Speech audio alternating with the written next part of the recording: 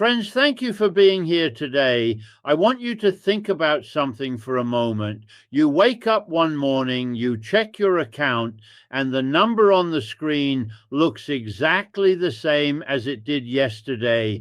Your deposits are there, your savings are there, everything looks normal. But what if I told you that the institution holding that money, one of the largest, most respected banks on the continent, has already been declared by the United States Department of Justice a criminal enterprise, not suspected, not under investigation, declared? What if I told you the most important financial story of the last 2 years isn't about interest rates, isn't about inflation, isn't about some obscure hedge fund collapsing in the dark? It's about the quiet seizure of a foreign bank, conducted in broad daylight, while the media pointed your attention somewhere else. What if the invisible force you trusted to protect your deposits has already been placed inside a cage? This is not a conspiracy. It is a stated policy. Here is the number I need you to sit with: $18.3 trillion. That is the volume of transaction activity, wire transfers, deposits, withdrawals, money movements of every conceivable kind that TD Bank, the 10th largest bank in the United States and the second largest in Canada, failed to monitor over a 6-year period. $18.3 trillion. That number is roughly equal to the entire annual economic output of the United States of America. Every factory, every hospital, every technology company, every farm, every service, every transaction in the wealthiest nation in human history for an entire year. TD Bank let that equivalent amount flow through its systems completely unwatched. No alerts, no flags, no questions asked. This is not a compliance failure. This is a structural collapse of institutional integrity. And the consequences of that collapse are not theoretical. They are observable. They are already in motion, and they are vanishing in real time. Let me be precise about what happened here, because the framing matters enormously. In October 2024, TD Bank did not settle a civil dispute. They did not pay a penalty and move on. They pleaded guilty to conspiracy to commit money laundering. TD became the first bank in United States history to enter that plea. The first bank, not a regional lender, not a fringe financial institution operating in the shadows, one of the largest, most systemically important banks in North America, with branches on nearly every major street corner from Boston to Miami.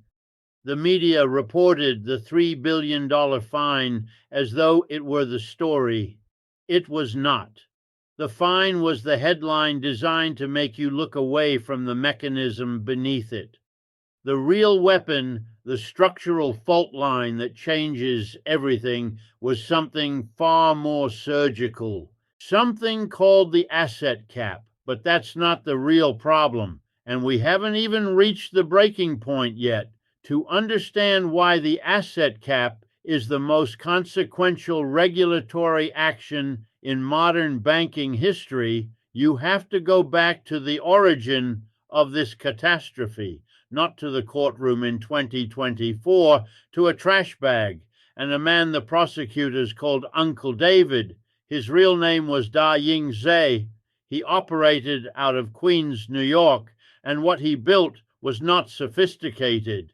It was not the work of some genius criminal architect exploiting obscure financial instruments. It was embarrassingly, almost insultingly simple. He walked into TD Bank branches with tellers, managers, security cameras, compliance officers carrying literal bags of cash, trash bags, and he deposited it repeatedly over months and years. The cash was fentanyl money, drug trafficking proceeds from a network moving product across North America. And Dying Say laundered $470 million through TD Bank before anyone stopped him.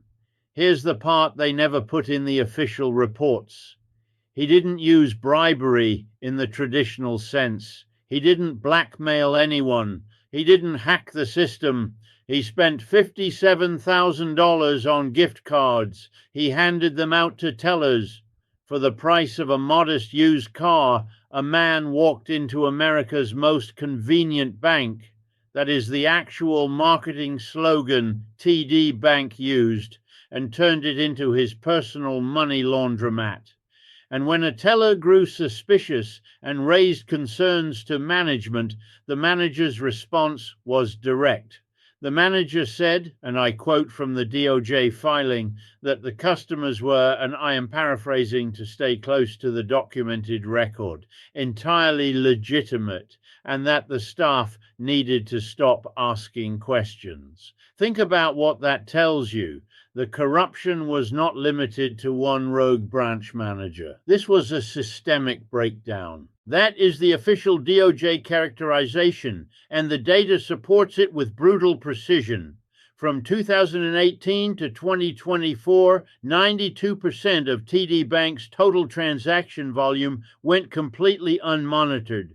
92%. Imagine a building where 92% of the security cameras have been deliberately turned off. The ones that remain are pointed at the lobby, so visitors see the blinking red light and feel safe.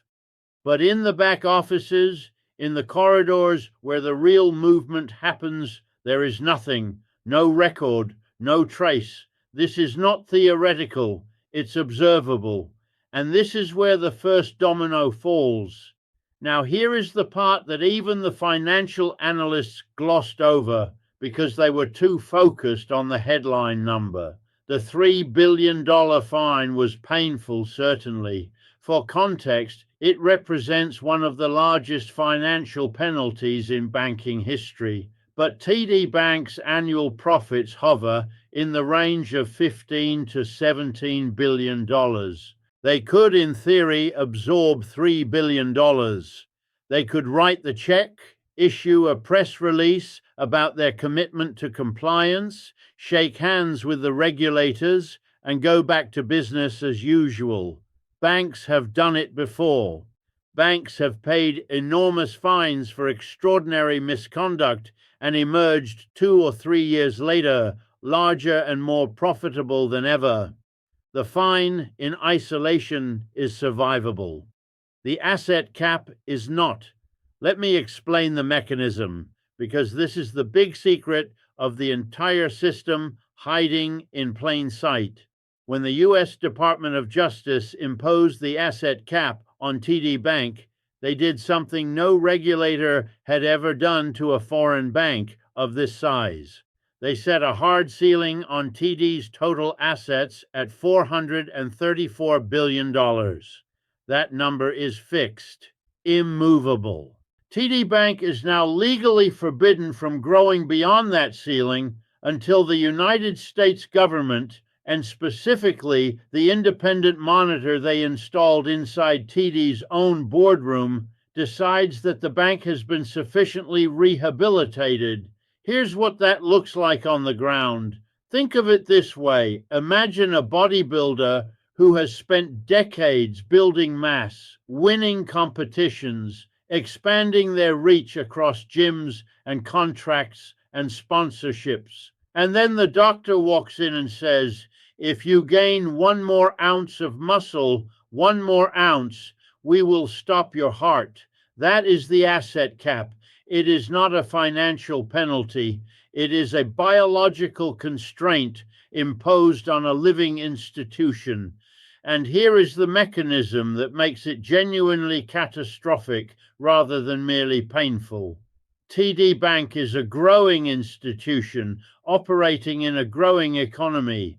Every month, new mortgages are written, new business loans are extended, new credit lines are drawn down. Under normal conditions, those assets accumulate on the balance sheet and the bank grows. But TD cannot grow. which means every new loan they write requires them to sell off an existing asset to stay under the ceiling. They are running on a treadmill that never stops, cannibalizing their own loan book just to remain stationary. In 2025, TD Bank was forced to dump $48 billion in assets, $48 billion, just to create enough room to breathe. They are selling off pieces of their own business on the open market at prices set by the market, which knows TD is a distressed seller. And this is the moment where TD's problem becomes your problem. For the average household, this means something very specific. It means the bank you've banked with for decades, the one with the green logo on the corner of your street, the one where you have your mortgage, your business line of credit, your retirement savings account, is not operating in your interest right now. It is operating to satisfy the demands of a government monitor who answers to Washington, not to Toronto, not to its shareholders, and certainly not to you. We haven't even reached the breaking point yet, because what comes next is worse. While TD Bank sits in its regulatory cage, unable to grow, unable to fight, unable to execute the strategy its management spent years constructing, its competitors are not waiting. JP Morgan, Bank of America, Wells Fargo, they are not sitting still out of solidarity. They are eating the market share that TD was preparing to capture in the American Southeast, the dozens of new branches planned for Florida and Georgia, the acquisition of First Horizon that TD had priced and structured and announced to shareholders, all of it was cancelled. The asset cap killed the expansion plan instantly and completely. And into that vacuum, competitors moved. Market share TD will never get back. Customers who walked into a JP Morgan branch when their TD branch couldn't serve them, who opened accounts there, who have now routed their direct deposits there and stopped thinking about switching. Here's the part nobody expects. The stock market already knows this. From early 2024 through 2025, while virtually every other major Canadian bank experienced a meaningful rally, RBC, Scotiabank, BMO all gaining ground, TD Bank lagged significantly, pervasively. The valuation gap between TD and its peer group has widened into a canyon, and professional investors are not buying the dip because they understand what the asset cap means on a multi-year timeline. The cap is not going away next quarter. Based on the Wells Fargo precedent, the last time a major American bank was placed under a comparable asset restriction, it took nearly 7 years for the Fed to lift the constraint. 7 years. Wells Fargo entered its asset cap in 2018. It remained in place at time of this analysis well into 2025. 7 years of constrained growth, constrained lending, constrained market share, while competitors expanded freely. TD is not Wells Fargo, but the regulatory blueprint is identical. This part isn't a prediction, it's math. And here is where the cascade becomes unstoppable. Senator Elizabeth Warren, reviewing the terms of the DOJ settlement, called the plea deal, in her characterization, deeply insufficient. She argued publicly that the appropriate response to an institution that had been formally designated a criminal enterprise should have been the corporate death penalty, a full revocation of the federal banking charter. What the DOJ ultimately imposed was, in her framing, a compromise, not execution, life imprisonment. The asset cap is the sentence that keeps TD Bank alive, but removes its ability to function as a competitive institution.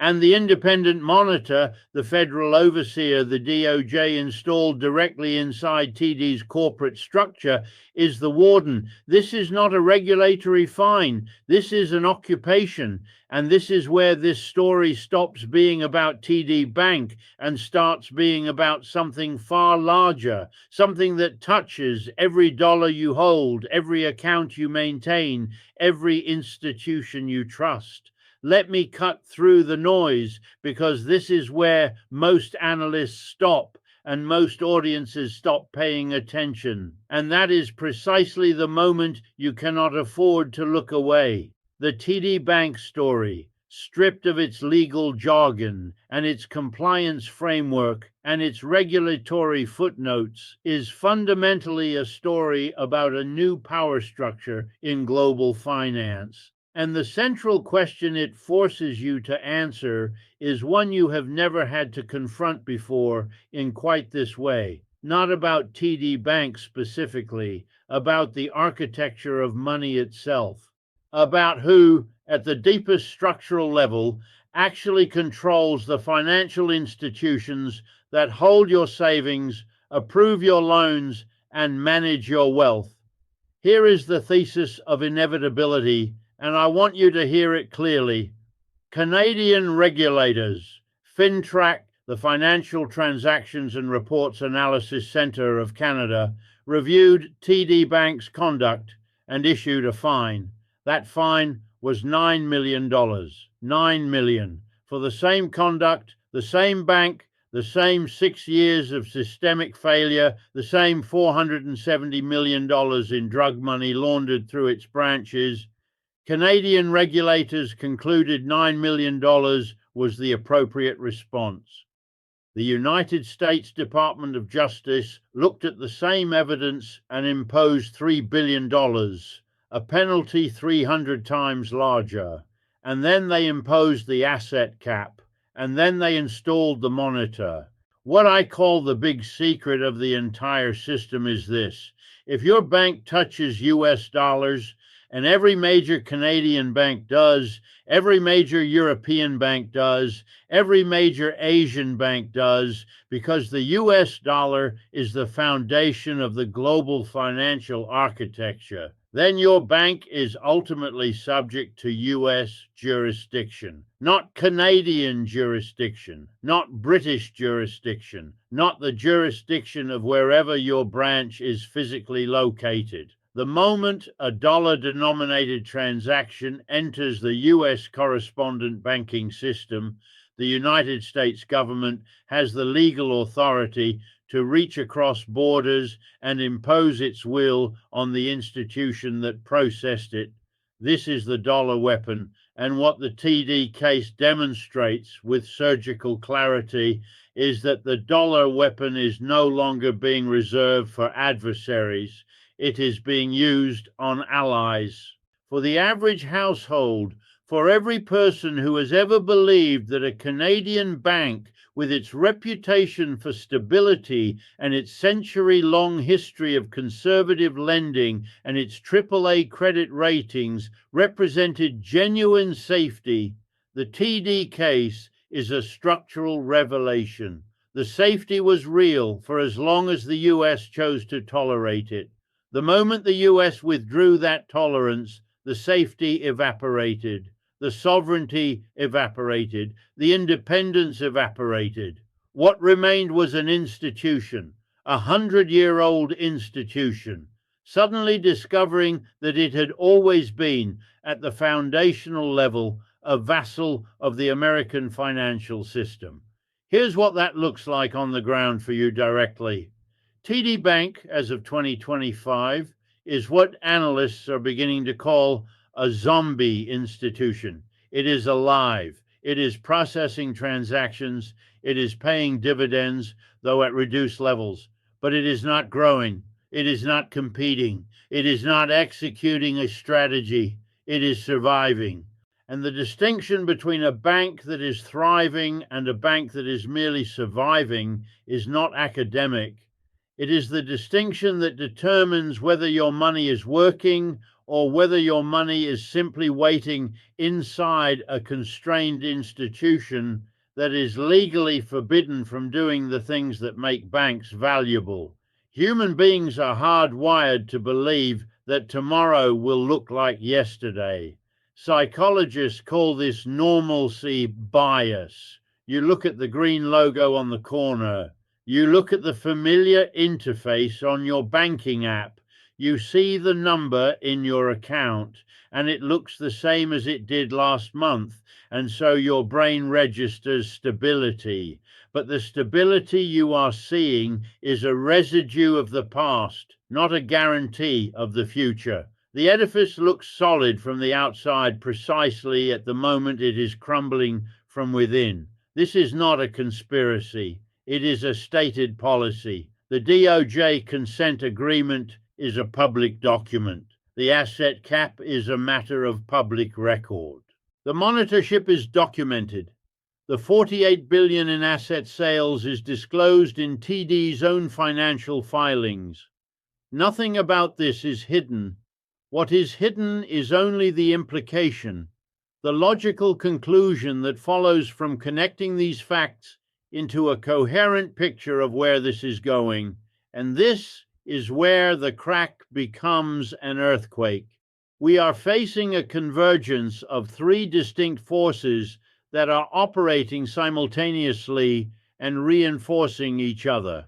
The first is systemic greed, the institutional decision made over years to allow 92% of transaction volume to go unmonitored because monitoring is expensive and the transactions were profitable. The second is the fentanyl crisis, the social and political catastrophe that gave the US government the moral authority and the political will to act, because no senator can be accused of being soft on fentanyl, which means no senator was going to defend TD Bank. And the third is the extraterritorial reach of the US dollar system, the structural architecture that transforms every correspondent banking relationship into a potential point of American jurisdictional leverage. None of these forces is going away. All three are, if anything, intensifying. Do you own assets or do you own claims on assets? This is the binary choice the TD case ultimately forces you to confront. A bank account is not an asset. It is a claim, a legal promise by an institution to return your money on demand, subject to the institution's operational viability and the regulatory environment in which it operates. When an institution is operating under a consent decree with the US Department of Justice, when a federal monitor answers not to the bank's shareholders but to Washington, when the institution is legally forbidden from executing its own growth strategy, the question of whether that institution can honor its promises on your timeline is no longer a theoretical question. It is a live one. The data forces one conclusion. This was inevitable the moment TD's management chose growth over governance. There are assets that exist outside this architecture. Gold does not have a balance sheet that can be capped. Land cannot be placed under a federal monitorship. Direct ownership of hard assets, physical, tangible, outside the correspondent banking system, cannot be frozen by a DOJ consent decree. I am not suggesting you abandon the banking system entirely. I am suggesting something more precise, that you understand with clear eyes and without normalcy bias exactly how much of your financial security rests inside institutions that are ultimately subject to a regulatory authority that answers to no one you have elected and operates on a timeline you cannot predict. This is not an investment recommendation. This is a structural observation. The architecture of global finance is being rewritten, and the institutions that sit at the center of that architecture, The ones you have trusted because they were too large and too old and too important to fail, are being shown, one case at a time, that their size and age and importance are precisely the qualities that make them targets. The window for preparation is closing. History does not favor the naive. It does not favor the people who looked at the familiar numbers on the screen and concluded that familiarity equals security. History favors the people who looked at the architecture, who traced the fault lines, who followed the dominoes, who understood that the scaffold holding the edifice upright was not permanent infrastructure, but a temporary arrangement subject to the will of actors far more powerful than any single bank, any single depositor, any single government. The TD case is not an anomaly. It is a preview. The dollar weapon has been drawn, tested on an ally, and found effective. The next institution that fails to satisfy the extraterritorial demands of the U.S. financial system will face the same architecture of consequences: the fine, the cap, the monitor, the zombie state, and the depositors and shareholders and employees of that institution will discover, as TDs have discovered, that the sovereignty they assumed was real had always been conditional. Let me be precise about where this ends. It ends where every monetary system ends, when the institutions that anchor it can no longer be trusted to operate in the interest of the people they serve. Not with a dramatic collapse, not with a single moment of visible crisis, but with a slow and relentless erosion of confidence, of growth, of competitive viability, of the fundamental promise that your money is yours to deploy freely in the world as you see fit. The TD case has already begun. The clock started in October 2024. And the structural consequences of what the US government did to a Canadian bank, a G7 ally, a century-old institution, one of the most conservatively managed banks in the world, will be unfolding not for quarters, but for years. The prepared understand this. The unprepared are still reading the headline about the $3 billion fine and concluding the story is over. It has not even reached its second chapter.